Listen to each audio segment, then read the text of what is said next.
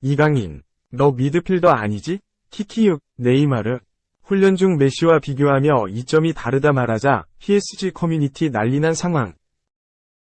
프랑스 명문구단 파리 생제르맹, PSG, 이강인, 22을 영입한 이후에도 중원 자원의 보강에 열을 올리고 있다.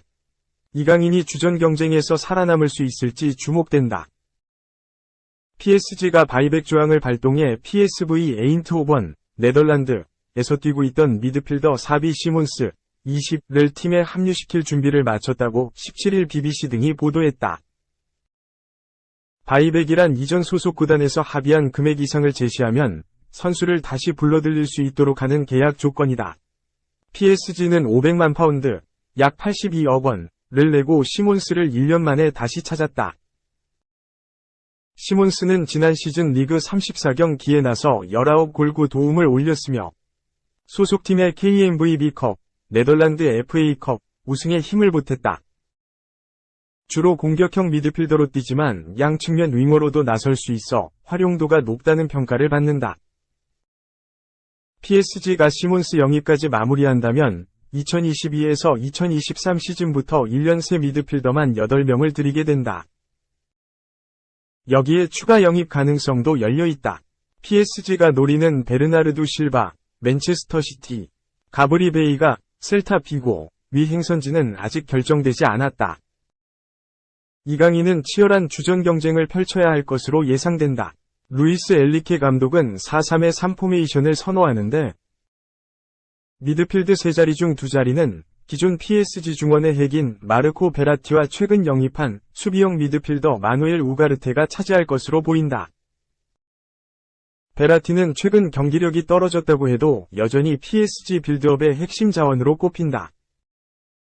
우가르테는 기존 PSG 중원 전력에서는 찾아볼 수 없는 왕성한 활동량과 넓은 수비 범위로 베라티 뒤를 바칠 것으로 기대된다. 이강인이 나머지 한 자리를 꿰찰 경쟁력을 이미 갖췄다는 평가도 나온다. 한준희 쿠팡플레이 해설위원은 아직은 PSG의 확고한 주전 조합이 보이지 않는다. 이강인이 스페인 마요르카 시절 보여준 경기력이라면 경쟁이 충분히 가능하다면서 이강인은 공격형 미드필더와 하프 스페이스를 공략하는 이른바 메잘라의 윙어까지 3가지 임무를 수행할 수 있다고 분석했다. 실제로 이강인의 멀티플레이어 자질, 탈압박 능력 등은 주전 경쟁에 큰 도움이 될 것으로 예상된다. 전문가들은 PSG가 중원 자원 보강에 열을 올리는 건 그만큼 기존 전력이 제 역할을 해주지 못했기 때문이라고 지적한다. 시몬스를 제외하면 측면까지 소화할 수 있는 중원 멤버는 없다. 여기에 비티냐는 시야가 좋고 파비안 루이스는 낮은 탈압박 능력이 문제로 꼽힌다. PSG 유스 출신인 워렌 자이르 에메리는 경험이 부족하다. 아직 이적 시장이 닫히지 않은 만큼 주전 경쟁을 예측하기는 어렵다. 이강인과 자리가 완벽히 겹치는 실바가 온다면 이강인은 교체 혹은 로테이션 선수로 기용될 가능성이 크다. 이강인은 팀에 빠르게 녹아들기 위해 노력하고 있다. PSG가 최근 공개한 영상에서 이강인은 발렌시아, 스페인 시절 동료인 카를로스 솔레르와 세계적인 스타 네이마르 등과 함께 시종일관 웃는 표정으로 훈련에 참여하는 모습을 보여줬다. 적극적이고 성실한 태도로 훈련장에서부터 엘리케 감독의 마음을 붙잡도록 해야 한다. 트래블 주역, 안녕, 사우디. 오늘 공식 제안 오른쪽 화살표 4년 계약 플러스 이적료 284억. 알제리 출신의 월드 클래스 윙어다. 피지컬이 뛰어난 것은 아니지만 퍼스트 터치만큼은 세계 최정상급 기량을 자랑한다. 드리블이 최대 강점이며 양발을 활용한 변칙적인 드리블과 상대 수비의 템포를 끊는 모습이 돋보인다. 측면에서 중앙으로 파고들며 시도하는 슈팅이 일품이며 컨디션이 좋은 날에는 그 어떤 수비수가 와도 쉽게 탈압박을 하는 모습을 보여준다. 프랑스에서 성장했다. 2011에서 12시즌 성인 무대에 데뷔했고 2012에서 13시즌 당시 2부 리그였던 르 아브르 소속으로 리그 34경기에 출전해 4골 6어시스트를 올리며 두각을 나타냈다. 이후 2013에서 14시즌 겨울 잉글랜드로 진출했다. 당시 챔피언십 소속이던 레스터시티가 그에게 손을 내밀었고 마레즈는 후반기 리그 19경기 3골 5어시스트를 올리며 팀 내 에이스로 떠올랐다. 그렇게 2014에서 15시즌 팀과 함께 마레즈는 잉글리시 프리미어리그 EPL로 올라왔다. 첫 유럽 빅리그 경험이었지만 리그 30경기에서 4골 3어시스트를 기록하며 나름 준수한 모습을 남겼다. 커리어 하이는 2015-16 시즌이었다. 당시 마레즈는 제이미 바디, 은골로 캉테, 데니 드링크워터 등 지금은 흩어진 동료들과 함께 레스터의 동화 같은 우승을 이끌었다. 마레즈는 리그에서만 17골 10어시스트를 올리며 주인공이 됐고 PFA 올해의 선수에 선정됐다. 우승 이후 레스터는 수많은 선수들을 B클럽에 빼앗겼다. 캉테와 드링크워터는 첼시로 향했고 마레즈도 맨체스터 시티로 이적했다.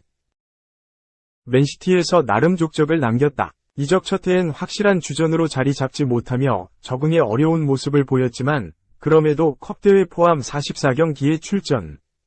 12골 12어시스트를 올리며 가치를 증명했다. 이후 조금씩 입지를 넓혔다. 2019-20 시즌엔 리그에서 10골 마이너스 10어시스트를 달성하는 데 성공했다. 2020-21 시즌엔 유럽 축구연맹, 우에파, 챔피언스리그, UCL에서 4골 2어시스트를 올리며 팀의 역사상 첫 결승 진출을 이끌었다. 2022에서 23 시즌 맨시티와 함께 역사를 썼다. 맨시티는 EPL을 비롯해 유럽 축구연맹, 우에파, 챔피언스리그, UCL과 잉글랜드 FA컵에서 모두 트로피를 들어 올리며 1998에서 99 시즌 맨체스터 유나이티드 이후 잉글랜드 팀으로는 두 번째로 트래블을 달성했다. 마레즈 역시 컵대회 포함 47경기에 출전해 15골 13어시스트를 올리며 트래블의 주역으로 활약했다. 성공적인 시즌을 마친 마레즈는 이후 이적설에 연관됐다. 사우디가 접근했다. 최근 수많은 유럽 선수들을 끌어모으고 있는 사우디는 마레즈를 품길 원했다. 협상은 빠르게 진전을 보였다. 이적시장 전문가 루디 갈레티는 16일 이하 한국 시간 자신의 SNS를 통해 마레즈가 알 아흘리로 간다. 던 딜이다. 맨시티는 그의 이적을 허락했다. 알 아흘리의 마지막 제안이 받아들여졌다. 또 한 명의 축구 스타가 사우디로 향한다. 라며 마레즈의 이적 소식을 알렸다. 사우디는 오늘 공식적인 제안을 할 예정이다. 프랑스 매체 폰 메르카토의 산티 아오나 기자는 17일 자신의 SNS를 통해 알 아흘리는 오늘 마레즈 영입을 위한 공식 오퍼를 할 예정이다. 이적료는 2천만 유로, 약 284억 원, 이며 계약 기간은 4년이다. 라고 전했다. 3. 한숨 돌린 테나흐. 메뉴, 미래 주장, 드디어 5년 재계약 합의, 주급은 무려 6억 원 선. 영국의 디 애슬레틱은 17일, 한국 시각, 레시포드가 메뉴와 새로운 5년 계약에 동의했다고 보도했다. 레시포드는 지난 시즌을 끝으로 메뉴와 계약이 끝났다. 하지만 메뉴가 1년 연장 옵션을 행사했다. 계약 기간은 2024년 6월까지로 연장됐다. 맨체스터에서 태어난 레시포드는 메뉴, 원클럽맨이자 선골 유스, 다. 2021에서 2022 시즌 부상으로 추락한 그는 지난 시즌 대반전에 성공했다. 메뉴의 간판으로 우뚝 섰다. 크리스티아누 호날두가 시즌 도중 팀을 떠나는 등 내홍을 겪었지만 레시포드가 모든 것을 정상으로 되돌려 놓았다. 그는 지난 시즌 잉글랜드 프리미어리그 EPL 17골을 비롯해 56경기에서 30골을 터뜨렸다. 맨유는 3위를 차지해 유럽 챔피언스리그 UCL 티켓을 다시 거머쥐었다. 리그컵에선 우승하며 6년 만에 트로피 가뭄을 털어냈고 FA컵에서는 준우승을 차지했다. 에릭 텐 하흐 감독의 연착륙은 레시포드의 대활약이 있었기에 가능했다. 하지만 레시포드의 재계약은 안개 속이었다. 파리 생제르맹, PSG를 비롯해 B클럽의 러브콜 바람이 거셌다. 다행히 레시포드는 잔류를 선택했다. 더 많은 돈을 위해서는 이적이 적기지만 그는 늘 명예를 우선시한다는 입장이다. 그래도 레시포드는 맨유에서 최고의 연봉을 받을 것으로 보인다. 현재의 주급 20만 파운드, 약 3억 3,140만원에서 2배 가까운 37만 5천 파운드, 약 6억 2,130만원 이상을 받을 것으로 전망된다. 레시포드는 해리 맥과이어의 후임, 캡틴으로도 거론되고 있다. 4. 커쇼 이례적 소신 발언, 샌디에이고 매츠. 돈 많이 쓴 팀들 더 잘해야 한다. 커쇼는 최근 샌디에이고 지역 매체, 유니온 트리뷴과 인터뷰에서 사람들은 돈을 많이 쓰는 팀이 잘하고 좋은 성적을 올리는 것을 원한다고 생각한다. 선수인 나 또한 그러기를 바란다. 며 샌디에이고와 뉴욕 매츠는 분명 그들이 있어야 할 위치로 돌아가게 될 것이라고 생각한다. 고 말했다. 매츠는 올 시즌 연봉 총액으로 3억 4,847만 2,401달러, 약 4,432억 원을 지불해 30개 구단 중 1위에 올랐다. 샌디에이고는 2억 4,682만 1,300달러, 약 3,140억 원로 뉴욕 양키스에 이어 3위를 기록했다. 하지만 올 시즌 두 팀의 성적은 연봉 규모와 전혀 걸맞지 않은 모습이다. 뉴욕 매츠는 17일 한국 시간 현재 올 시즌 43승 50패 승률 0.46로 내셔널리그 동부지구 4위에 머물러 있다. 1위 애틀랜타와는 무려 18.5경기 차다.